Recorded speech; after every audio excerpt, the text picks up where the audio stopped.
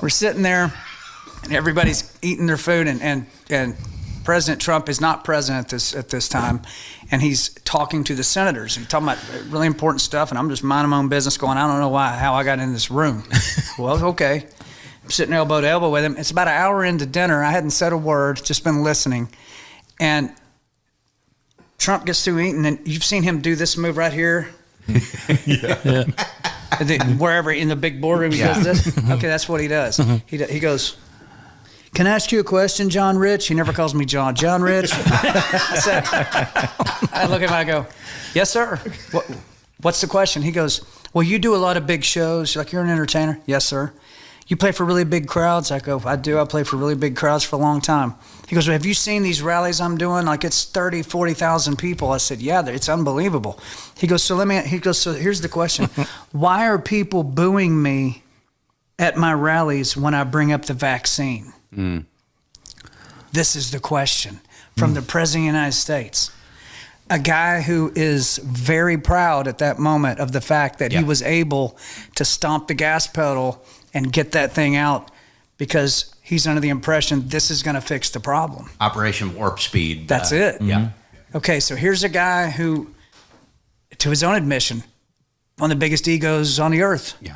And he's very proud of this. And I respect him to, there is no limit. Right. But I'm being asked a very direct question. And so, man, I looked at him and I said, okay, I'm going to tell you the answer and you're not going to like it.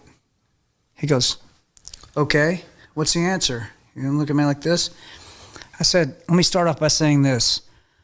We, the American people, do not trust the people that you were forced to trust at the time when this was happening. Let's start there. And I said, by the people we don't trust, here's who I mean. The FDA, the CDC, the NIH, the WHO, Fauci, and all the rest of them. I said, Mr. President, we consider them to be a bunch of murderous, depopulationist psychopaths. And his reaction was... That's a good way to start. His eyes are, he goes, unbelievable. Unbelievable. He's stunned. No, he is stunned that I said that. I said, now, let me tell you why they're booing you. I said, because all of them, including me, I said, I would boo you. I would boo you. You did not. I would boo you. Really? If you brought that up, and here's why. And he's looking at me, and I'm thinking to myself, this is the last time this guy's going to invite me to anything. Yeah. He's never going to call me again.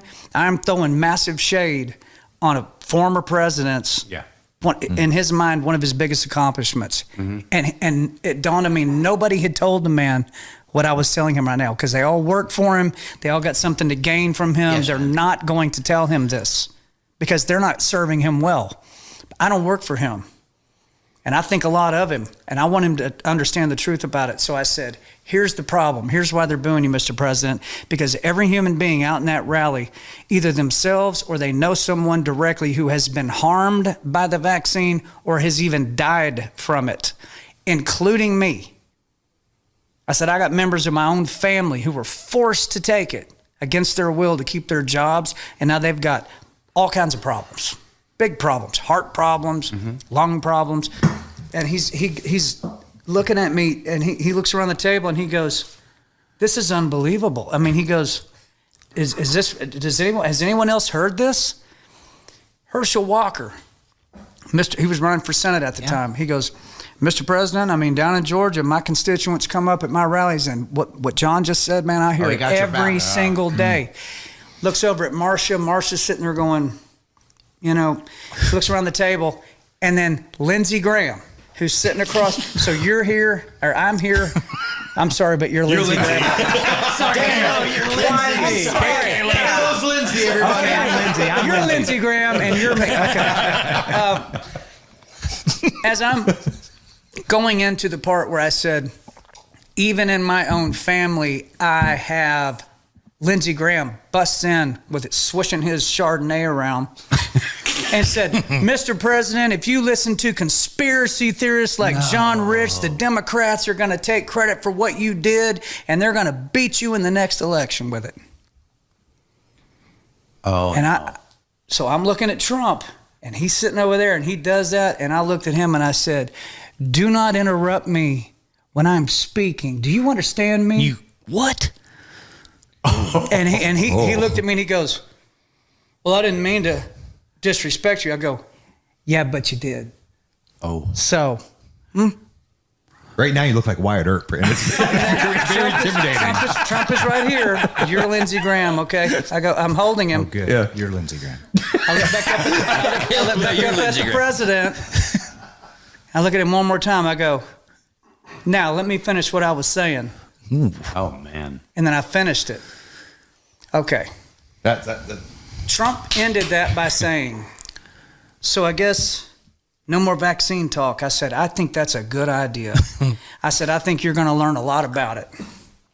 But yes, I think that's a good idea because that's the only thing that would make us ever boo you, Mr. Yeah, because President. you're right. I mean, that's you. one of That's the amazing. things that I think a lot of people didn't agree with him on, and it was the vaccine and him being proud of it. And Jason actually has a story that's similar to that. Well, the thing about Trump and the vaccine, Trump never mandated the vaccine. No, exactly. Trump said, you're all the doctors, go figure out how to make this yeah, stop. we need to make this available. And he trusted these people that we now all know are a bunch of depopulationist animals. We all know that now, but he never mandated it because mandating an experimental medical procedure violates the Nuremberg Code. It's a crime against humanity. Yeah. Which I hope we see that play out because people need to be held accountable for Do you that think we in a will major see it way. play out? I think it will. Yeah. So that was the story there. So, again, he has called me since then. He does text me back from the Super Bowl. He has invited me to more. So I did not lose my friendship with him. I think if anything, based on a couple of things he's asked me over the last year or so, he probably appreciates the fact that I'll say something to him that he don't really want to hear that.